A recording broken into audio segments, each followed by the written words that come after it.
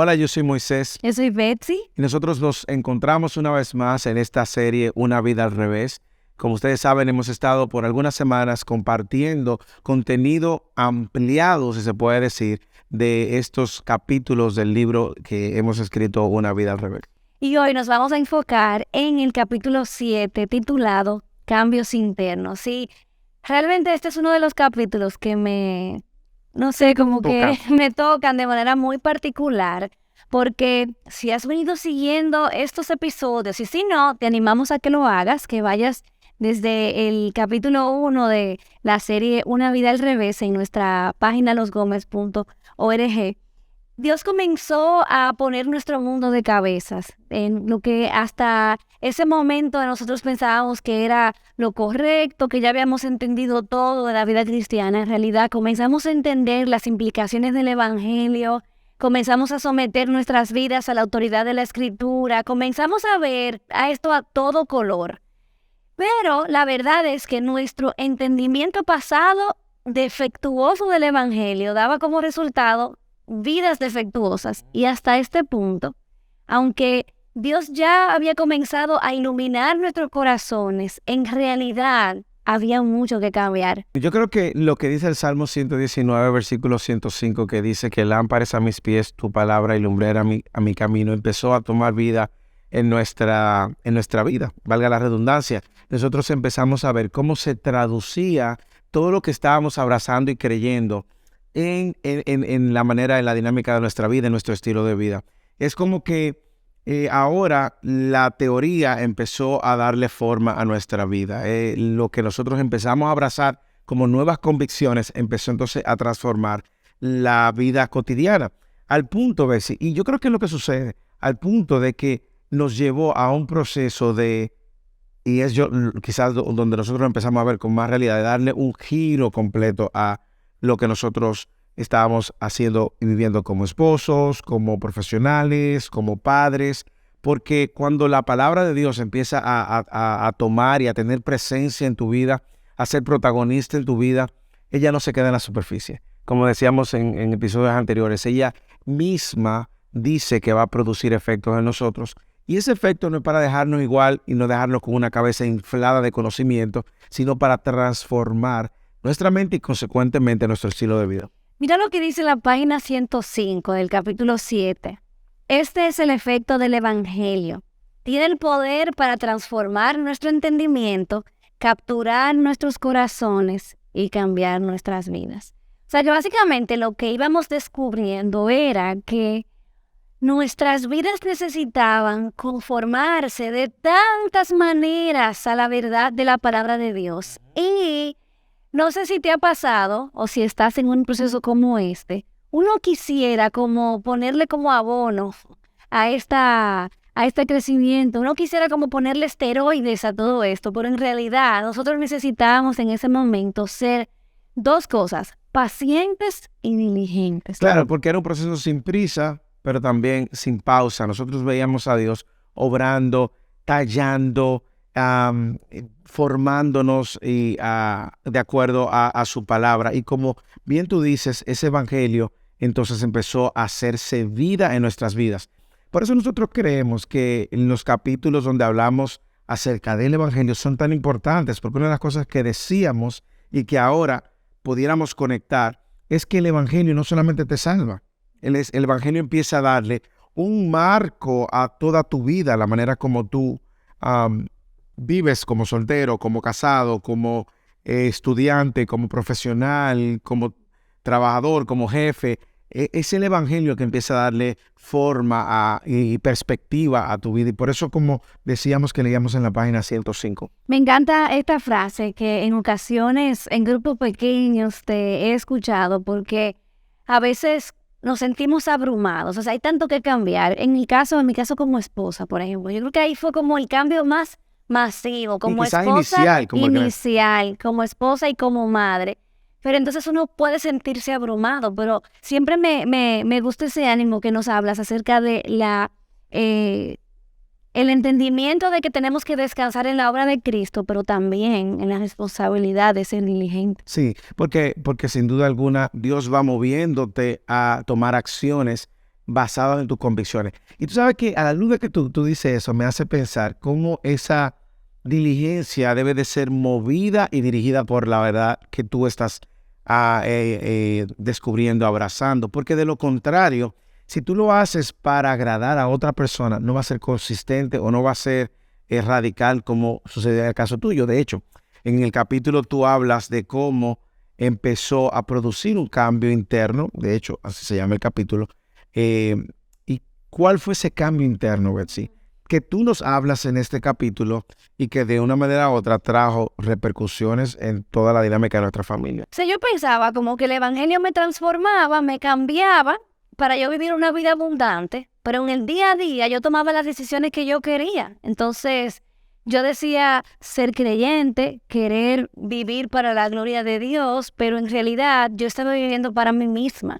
En el caso, por ejemplo, del matrimonio, yo estaba muy feliz casada contigo, pero siempre que tú no te metieras en el camino de cuáles eran mis sueños y los propósitos que yo entendía que Dios tenía para mi vida. Tuvimos a nuestro primer hijo en ese momento, pero era como más que nada, y de verdad me apena tener que reconocerlo, era como un accesorio, era lo que sucedía cuando una pareja casada ya tiene varios años juntos, pues teníamos que tener un hijo, pero yo no tenía ningún afecto hacia la maternidad o hacia mi hogar, o sea, cultivar mi hogar, mi casa, todo lo contrario. Yo pensaba que mi significado, mi propósito, yo lo iba a encontrar fuera del hogar y que hacer cosas del hogar, lo que hacían era que simplemente me, no sé, disminuían quizás. Sí, no te daban una categoría inferior al estándar que la sociedad está Y para. lamentablemente yo decía, si hay alguien que puede hacer esas labores tan ordinarias como cuidar a mi hijo, atender mi casa, atender mi hogar, yo entonces me puedo enfocar en las que sí son importantes, relevantes, extraordinarias, como estar predicando aquí y allá o estar en mi trabajo en aquel momento. Conferencias. Exactamente. Entonces, Dios, de una manera tan clara, y bueno, no voy a decir el cómo para que lean el capítulo, capturó mi corazón a través de una enseñanza que se encuentra en Tito 2. Ahí fue cuando yo vi por primera vez en un solo capítulo la conexión entre la esperanza del evangelio, cómo nosotras como mujeres, en mi caso, cómo yo debo responder al evangelio. Y yo vi cuáles eran las prioridades de Dios para una mujer. Y en esa lista no se encontraba nada de lo que yo estaba haciendo. O sea, eso que amen a sus hijos, que amen a su esposo, que para nada, o sea, que sean cuidadosas de su casa. O sea, en mi lista de prioridades, esas podían ser las últimas en la categoría. Y ahí fue cuando el Señor, yo esa noche no pude dormir literalmente y esperé despierta. Sí, lo recuerdo. Porque yo te quería decir cuán arrepentida yo me sentí, como por primera vez yo me daba cuenta que mi actitud hacia mi hogar, hacia mi hijo, que en ese tiempo teníamos muchísima ayuda, era en efecto pecaminosa. Teníamos un solo hijo y teníamos mucha ayuda. Exactamente. Era pecaminosa al punto de que yo me enfocaba en cuidar a Josué los sábados, los domingos, y realmente él y yo no teníamos una relación. Él prácticamente casi que ni me conocía porque yo estaba todo el tiempo trabajando. Y yo recuerdo específicamente en una ocasión que los dos entrábamos a la casa y él iba corriendo donde mí y te ignoraba completamente. Y la verdad es que los cambios internos que empezó a producir el evangelio en nuestra vida, en nuestra familia, pues empezaron a dar frutos, porque ese es el tema de confiar. Y yo no sé, Betsy, si tú lo puedes también ver de una manera tangible. Cuando nosotros somos movidos por la verdad del Señor, es una fe, pero una fe activa que nos ayuda a descansar. Y pareciera Como contradictorio. pero no, es que nosotros creemos que estamos seguros en los planes de Dios, en la voluntad de Dios, en el diseño de Dios para nuestra vida, más que nuestros propios planes y nuestro propio entendimiento de cómo son las cosas. Y eso, pues, sin duda alguna, iba a germinar y a dar frutos. Fue retante, no podemos decir lo contrario. Incluso lució diferente en ti que en mí. En el caso mío, el cambio inicial fue mi lucha con mis pecados ocultos o con la manera como yo trataba de evitar entrar en conversaciones que pudieran exponer mis debilidades y mis pecados, y cómo Dios fue sencillamente mostrándonos lo que hablábamos en el episodio anterior. Nuestra identidad no estaba en eso, sino que está anclada en la obra de Cristo, en lo que somos en Él de ahora y hasta toda la eternidad.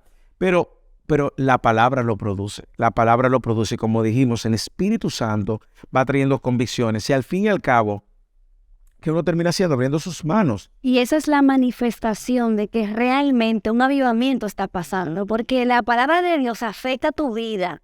Tú te das cuenta de tu pecado. Tú respondes al Señor. En el momento se siente mucha tensión porque tú tienes temor. Sí, claro. Temor a los hombres, temor al futuro, inseguridades. Exactamente. Y a lo mejor tú no quieres soltar tus manos porque soltar lo que tienes en tus manos, porque tú tienes temor de que lo vas a perder. Pero cuando tú ves a Jesús como lo que realmente Él es, como el mayor tesoro, y eso fue lo que comenzó a suceder. Y cuando tú ves incluso a Jesús mostrándonos y modelándonos, según Filipenses capítulo 2, que Él no se aferró a lo que Él era. Dice que pues Él tomó forma de siervo. Nosotros vemos en Jesús un ejemplo también. ¿Él se despojó? De hacer la voluntad de Dios, ¿ok? Y obedecer a lo que Dios ha dicho, de manera entonces que el plan de Dios se cumpliera. De una manera y guardando toda la distancia del mundo, en un micromundo. Eso es lo que sucede con nuestra vida. Cuando nosotros damos el paso en fe, de confiar en hacer la voluntad de Dios, en obedecer lo que Dios nos ha dicho, sencillamente estamos en el mejor lugar. Va a lucir diferente, va a moverte tus emociones, inseguridades, porque siempre uno quiere tener control sobre su vida y sobre su futuro. Una de las frases que nosotros resaltamos en el libro es, justamente va en consonancia con lo que hemos dicho, las convicciones bíblicas que atrapan nuestros corazones no se quedaban en la superficie. Ellas se esparcían en todo el terreno de nuestras vidas. Y empezó de manera individual y luego fue generando... Se ramificó entonces en el matrimonio y en la crianza, y en lo que nosotros veremos en episodios adelante.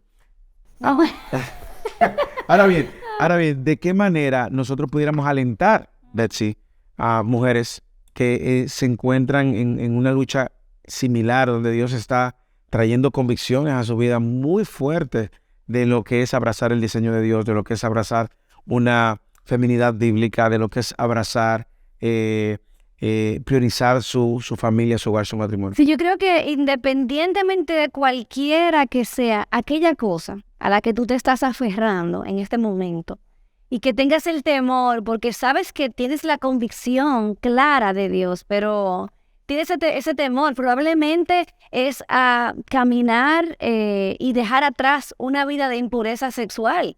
O quizás se trata de fornicación o adulterio, o como en mi caso, esa falta de amor por las tareas del hogar o la crianza de los hijos, o esa falta de sumisión al esposo. Cualquiera que sea esa lucha, realmente lo único que puede vencer eso es considerar el valor que Cristo tiene. Y hoy puedo decir, 14 años después, 13 años después, que Cristo no me ha fallado. O sea, realmente lo que Él promete lo cumple, a diferencia de lo que promete nuestro pecado, la invitación a pecar y lo que promete el mundo.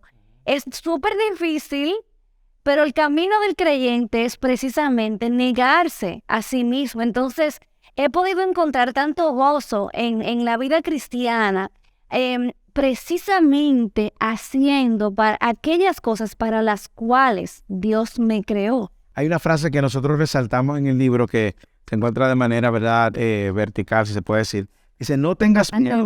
Al revés. No tengas miedo, no tengas miedo de poner tus piezas sobre la mesa para dejar que Dios las ordene conforme a su voluntad.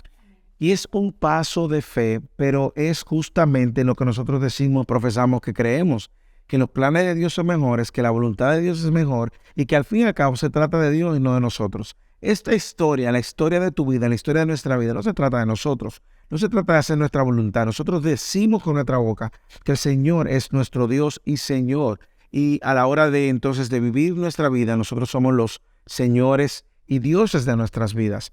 Pero cuando las convicciones vienen movidas, dirigidas por la palabra de Dios, Dios te va a llamar justamente a negarte a ti mismo, como tú decías, a dar un paso de fe y confiar en esos planes que Dios ha preparado de antemano. Nosotros también queremos animar a matrimonios que probablemente están siendo movidos por el Señor a producir cambios internos. Nunca va a dar malos frutos o nunca va a ser estéril el hacer la voluntad de Dios y ser fiel a lo que Dios nos ha llamado a hacer. Si Dios está moviendo tu corazón de alguna manera u otra y está trayendo convicciones a tu Biblia, a tu vida a través de la Biblia, nada que tú hagas que Dios te llame a hacer va a ser estéril. Siempre va a traer frutos. Hacer la voluntad de Dios siempre va a ser la mejor decisión. Y sí, no nos podemos cansar de animarnos a tomar la decisión de creer que el plan de Dios es mejor.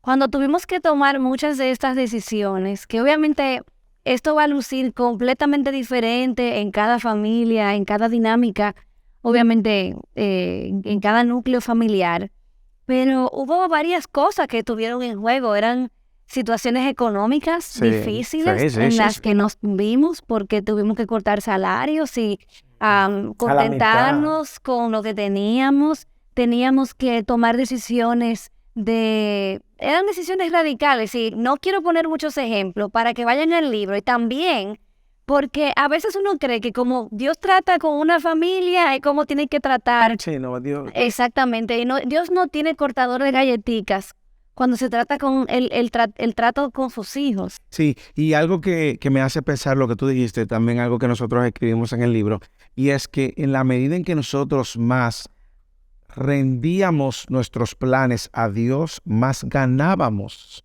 Parece contradictorio, parece inverso. ¿Por qué? Porque nosotros estamos muy aferrados a lo que nosotros hemos logrado o a lo que creemos que tiene valor. Pero si lo que nosotros hemos logrado y lo que creemos que tiene valor no es Cristo y no es y opaca, si se puede decir, la obra, el plan, el diseño de Dios para nuestra vida, pues déjeme decirle, eso no va a generar frutos permanentes. Sin embargo, hacer la voluntad de Dios, sí. Voy a robarle una frase al pastor de nuestra iglesia, Moisés Gómez, que él nos ha dicho en varias ocasiones: nunca vamos a obedecer perfectamente, pero sí podemos obedecer diligentemente. Yo creo que eso como que resume como el espíritu de lo que sucede cuando una persona tiene un avivamiento en su vida. Sabe que no va a hacer la cosa perfectamente, pero sigue rindiendo un día a la vez, sigue rindiendo un día a la vez. Y entonces, la pregunta de reflexión, Moisés. Claro.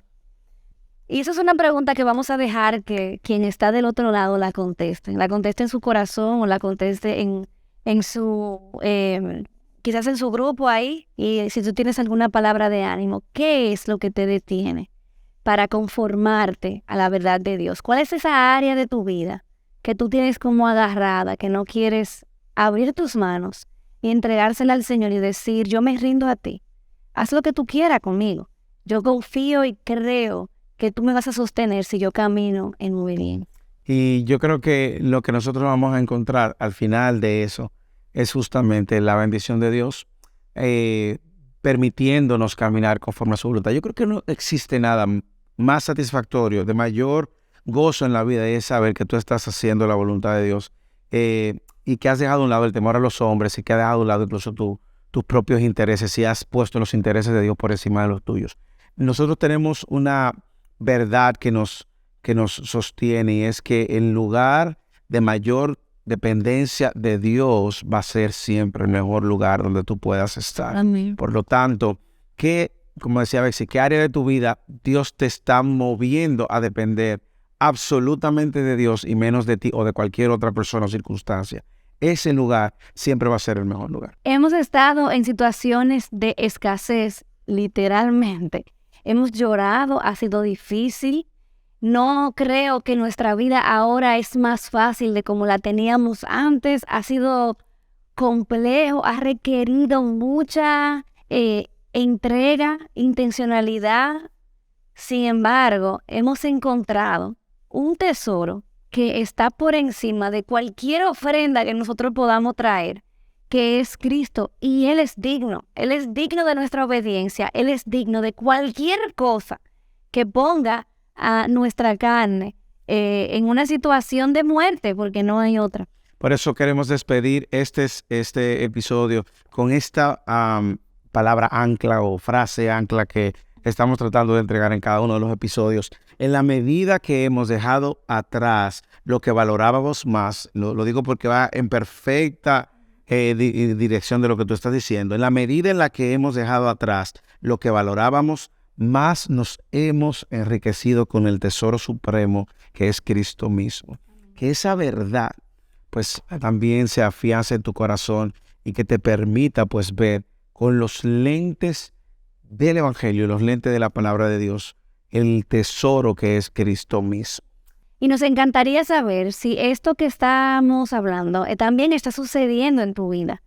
Si tienes una historia que contar de cómo Dios ha puesto tu vida de cabezas al revés, cómo el Evangelio lo ha cambiado todo, nos encantaría leerla o verla. Puedes publicarla en tus redes con la etiqueta Una Vida al Revés y nosotros lo vamos a compartir y nos vamos a gozar con ustedes. El Señor te bendiga y nos vemos en el próximo episodio del podcast de Los Gómez.